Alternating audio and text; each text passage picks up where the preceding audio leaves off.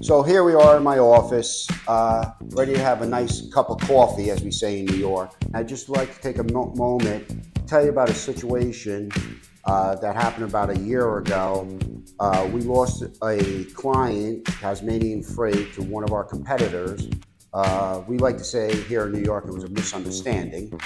But anyway, I reached out to my sales rep, Brian Maurer.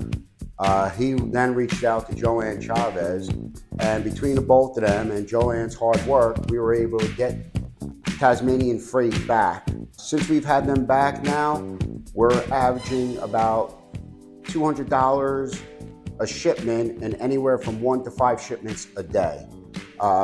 It's a very valuable tool and network I feel we have here with the Freight Force family. Another thing that also I've been trying to do is when I see freight getting shipped out of here in SWF, I try to see where it's going to and who they're using on the other end of freight forwarder. And if it happens to be a non-Freight Force agent, I'll try to notify that station of, hey, by the way, is there any reason why this company is not using you?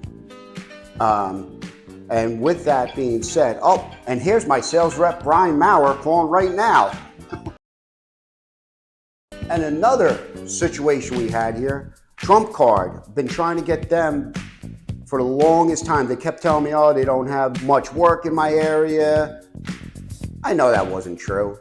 But anyway, after hard work and talking to Brian, and he also reached out to Joanne, it just so happened my competitor messed up and they were ready to make the switch and we were ready to accept. And since then, we have been averaging about 6 to 8 deliveries a week for them. Not bad for saying they don't have much in this market.